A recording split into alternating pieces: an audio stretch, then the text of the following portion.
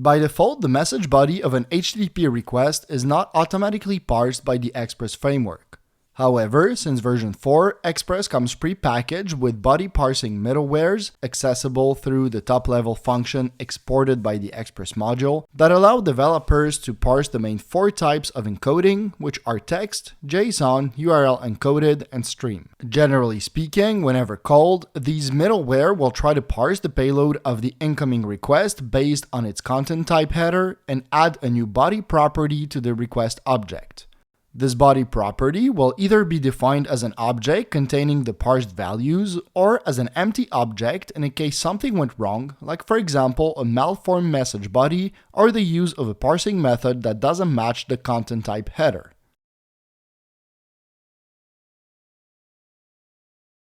To put this into perspective, let's consider the following application that implements an endpoint that uses the JSON middleware and logs the body property of the request object created by that middleware before responding to the client with an HTTP 200. When sending the following request to that application, we can see that the payload of that request is successfully parsed by the JSON middleware since its content type header actually matches the expected JSON type and that the format of the payload is a valid JSON encoded string. Whereas when sending the following request, we can see that the application logs an empty object since its content type header doesn't match the expected JSON type.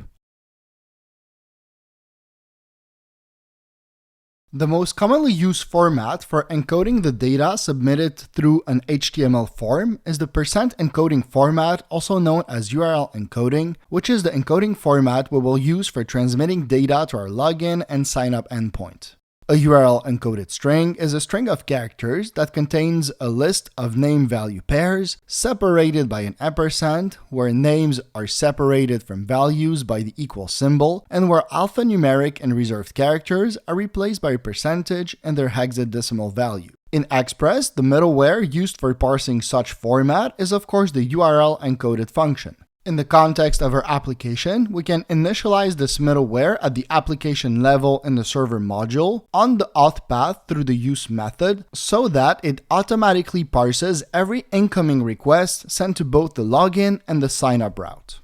Now, to verify that our implementation is working, we can add a temporary console log within both the login and the sign-up controllers and send the following post requests containing an URL encoded payload, which should result in the following log appearing twice in the terminal window the application was launched from.